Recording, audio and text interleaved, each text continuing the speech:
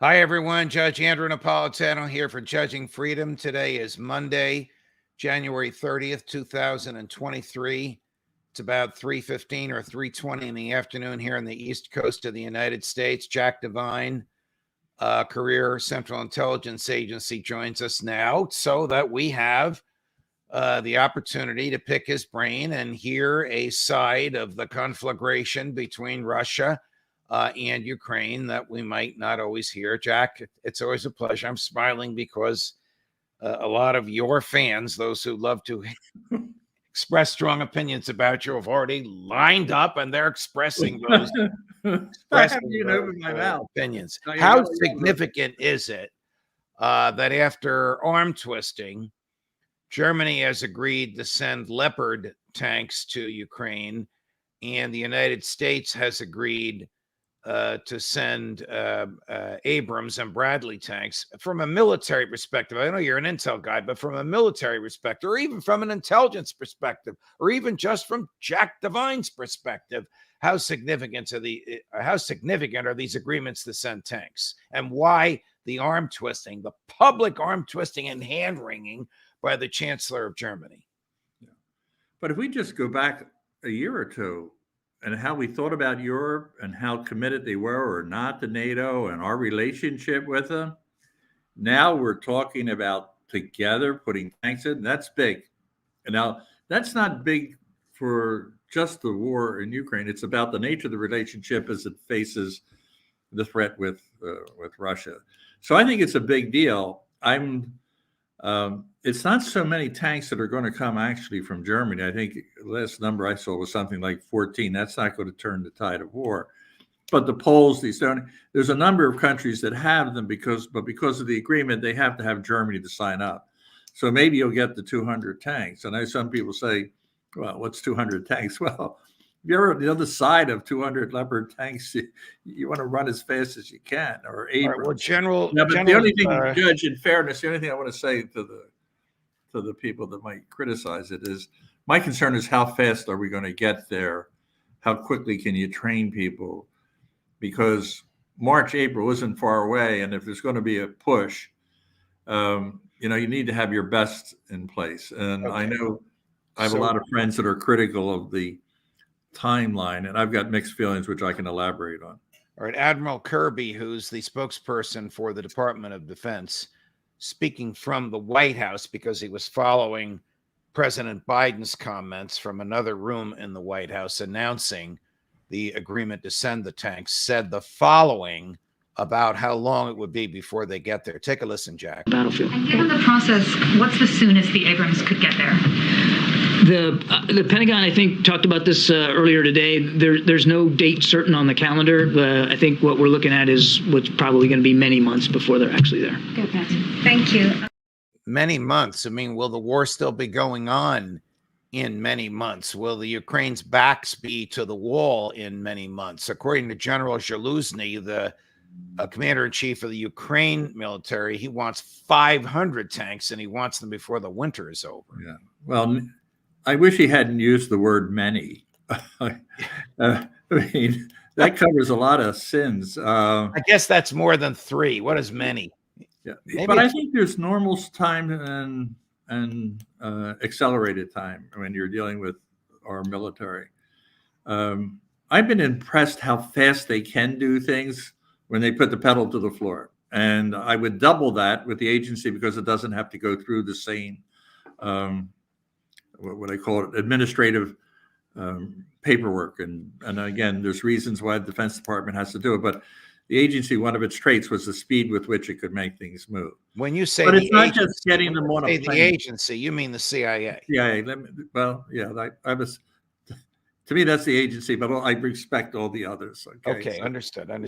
So Colonel, my point is, they could probably get 10 of them on a ship or plane and get them there in a hurry.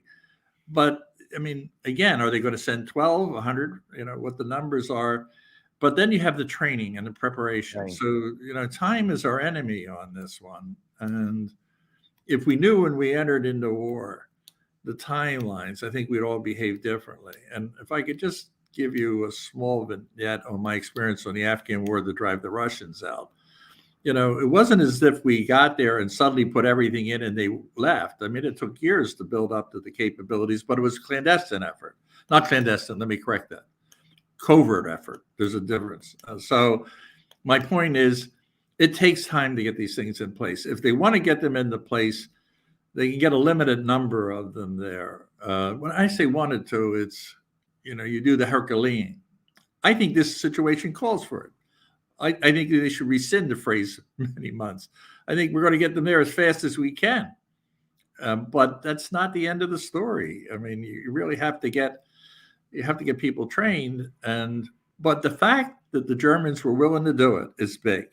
That they wanted to send it. If I were in German shoes, I'd say the same thing. What about you? I mean, that's Yeah. I So mean, Colonel we should have Doug expected that McGregor- and had the answer yes, and we did.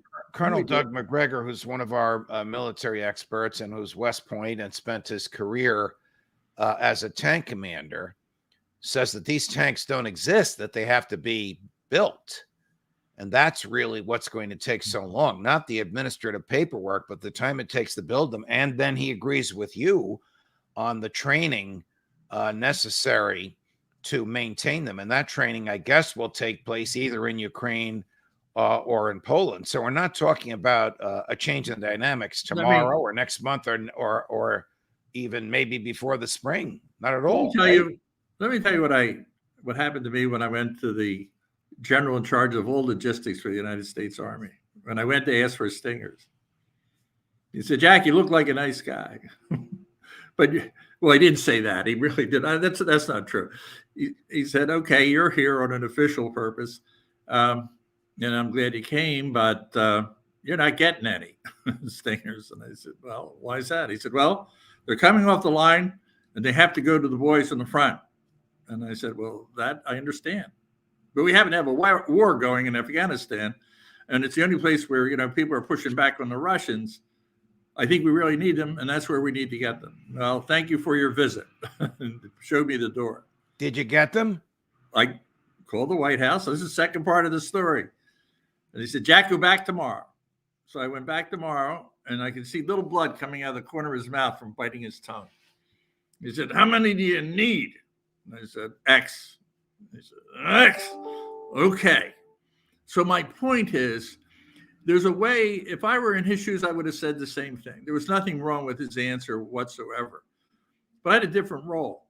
And I would say that to the people that are sitting there with the tanks, said, "Hey, listen, we need these. We got this. We have tanks. Get those goddamn tanks over there and get the best tanks you have, right? Don't worry about building them. Get moving on it. We can deliver tanks. The United States Army has tanks and good ones." So I understand he's an expert. I get it. I'm sure they have to be built. I'm just telling you, my experience has been once the will is there, it's amazing what the U.S. military can do. All right. Let me run this clip from Stefano Sannino, who's a senior official of the European Union, giving an opinion of the EU on the nature of the conflict in Ukraine. Is it between Ukraine and Russia, or is it between Russia and the West? Take a listen, Jack. Putin has moved from a concept of special operation to a concept now of a war against NATO and the West. So we are not speaking anymore about special operation to free up a country from a Nazi leadership. Now we are speaking about a war with NATO and with the West. Different story. You want this to be a war with NATO and the West, don't you? Never. I am a peacenik at heart. I've just been trying. Nobody watching you is going to believe that. You represent a culture that wants to use this war to drive Putin from office, right? Absolutely not. But let me tell you where I come from. All right. Peace on earth to all. Okay, let's start with that. But when someone punches your friend in the face, your ally, right, unprovoked. I mean, you can come up and take all the BS that Putin wants to throw out there. It just doesn't stick. So my point is, he wanted to go into Ukraine. Why? He wants to make his country that much more powerful. Why? Because he wants to be in a more competitive position against us. He's not interested in détente. That's the big lesson of the last 2 years. I've been arguing for let's try and get an arrangement with him. And what I realize is he has bigger ambitions. Now, I don't think he's stupid enough, although I've now dropped my IQ score on him. I had him up higher than I wished. But if for him to invade Germany or Poland, he's asking to bite off a lot. But he can chew up a lot of the neighbors. But can he take Ukraine and move that into Russia? Imagine the fighting force that the Ukrainians have now, if that's on the Russian side. So, I think the Ukrainians were provoked. We're helping them. We didn't have an identity with the Afghans, but when the Russians invaded, we went in because it was part of a bigger story. But let me come to your really big point, because I'm trying to convince people of something, and I'm trying to get pen to paper, but I don't think people want to listen to me, except your audience that loves me. So the point is this: he started it, but we should see that there's an opportunity in it. Where do we get peace and stability in our age, in our time? By having a more powerful Russia and China united together, and all of those countries that think they may have a winning proposition? Is that what we want? Because if Putin prevails, it'll make them a much stronger relationship between Russia and China. If he fails, and I have been, you have to turn it off. Excuse me. You have to cut it. The TV came on, so I apologize. So we'll just cut that. But let me get back to my position, which is, people are emailing that the TV made more sense than Jack did, but that's all right. Go ahead. Well, good. It was CNN, so I hope they're happy. So coming back to my point, do we want a strong Russia with Putin and Xi? Is that going to bring us peace and harmony so we can live in isolation and enjoy life? My observation, and this is the part that I'm trying to sell, I think Putin, the day he crossed, I'm on record in the Washington Post, not last month, in March of last year, a few days after he invaded, he sowed the seed of his own demise. That is actually good news for us. Whoever causes it, that's a good news. A weak Russia that sees Putin going weakens China as well as Russia. So you do want to see Putin out of office, whether it's I think because at of this his own point- mistakes or because of this the point- military defeats. Jack. Let me not equivocate. If you think I'm equivocating, I think Putin has to go. Okay. Now, I think the Russian people need to do it. We got to make that distinction. That All doesn't right. mean we put boots on. I Let's think suppose- Putin has let's suppose that violated. Jack, let's suppose that you're back at the agency and he's now the president. Sorry, he was the vice president then. And President Biden asks you, should I put troops on the ground? What do you No, American absolutely troops? not.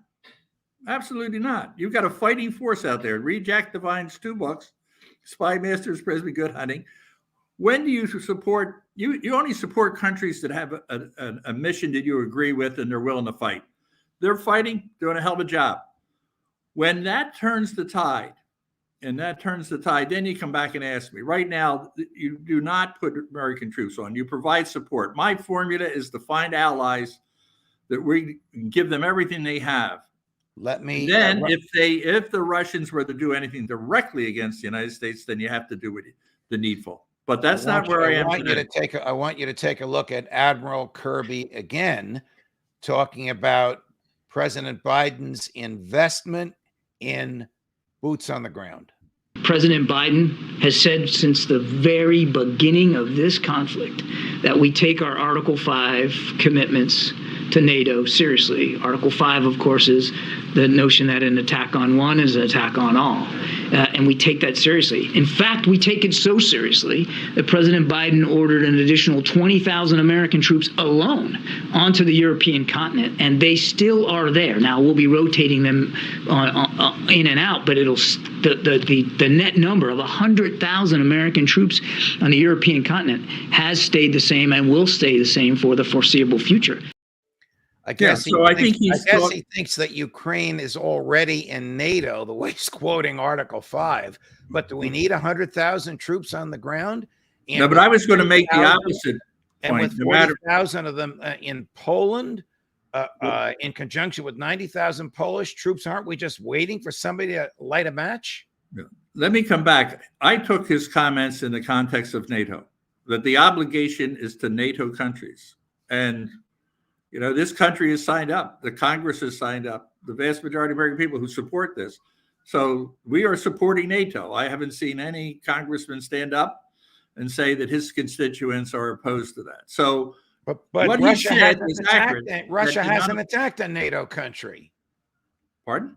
Russia has not attacked any Right. NATO So country. these troops are not to be combat. They should not be used in combat until a NATO troop is attacked. So where do you put them? You put them in Europe. You put them where it's an effort to make Putin stop twice and think before he invades Poland.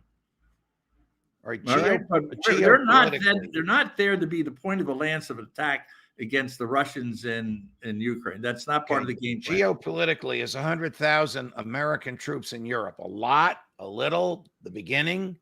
What's How your many view we on had? that? How many have we had for 50 years?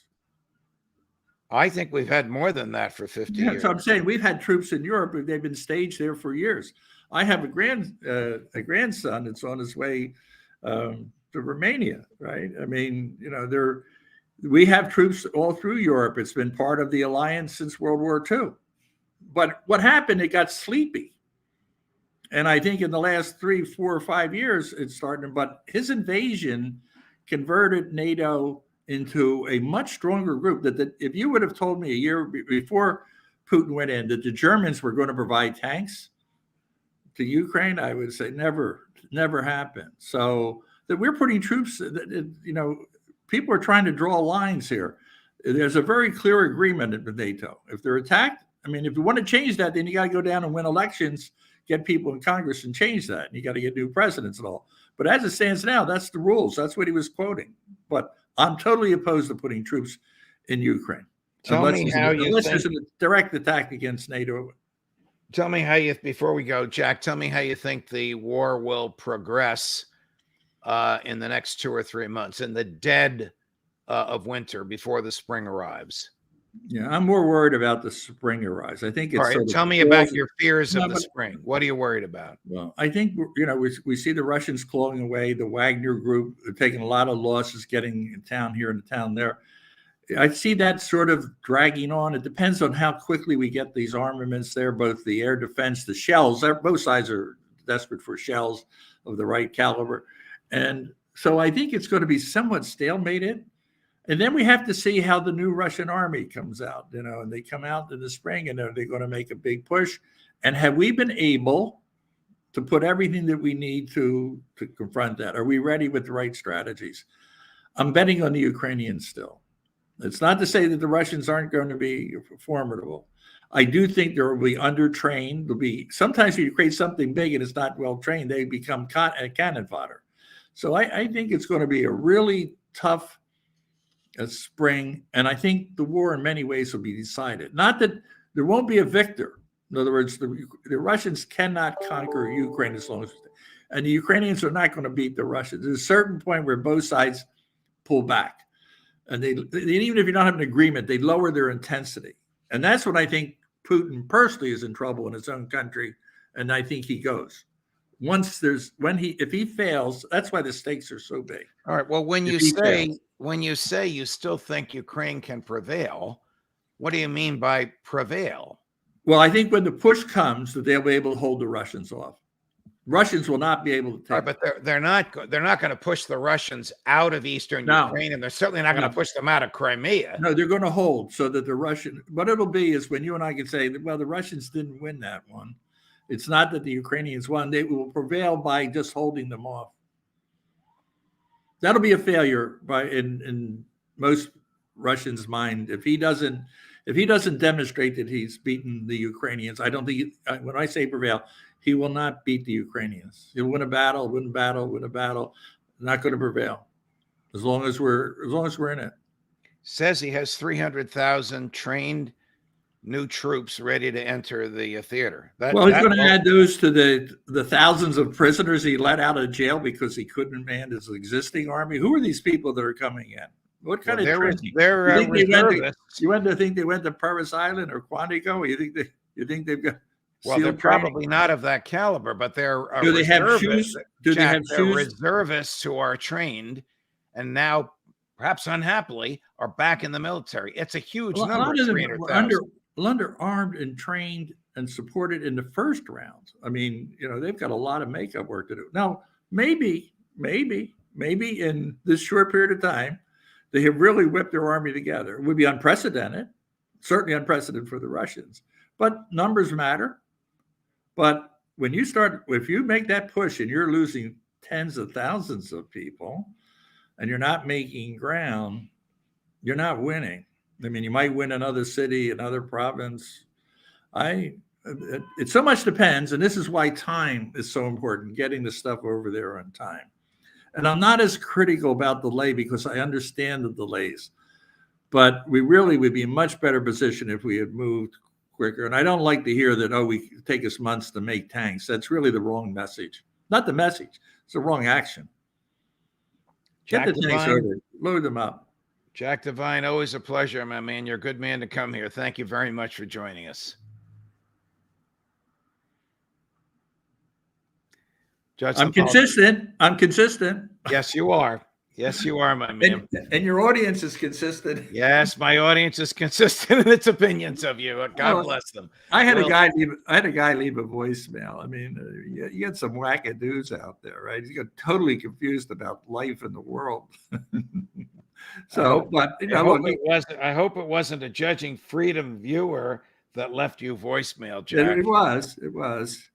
And he said, "Listen, I believe everything the judge says, and you're full of shit." That's what he said. Whoever he is, he's a good man. Thank you, Jack. I'll see you. No, I believe a lot of your audience are good people. This guy wasn't. This guy's one of those people that you got to worry about at night. Yeah, don't worry. And my guess is he's 100-pound weakling. Big mouth but no muscle. But anyway. But the only reason I don't listen to any of this stuff, other than it was on my voicemail, so I got it. And then I thought, this is not humorous. That isn't the right word. It's like listening to someone that does mental, thinks the aliens are coming to get us. It's like, wow, there are people out like that.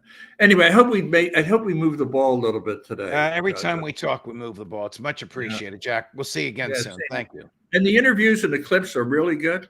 Yes, I think they add to it, and it gives you, someone to, bounce off of, and it's not me just I'm bouncing off of something very specific. Oh no, Jack. I got to say, good ads. Jack, you're starting. Yeah, good. Bye.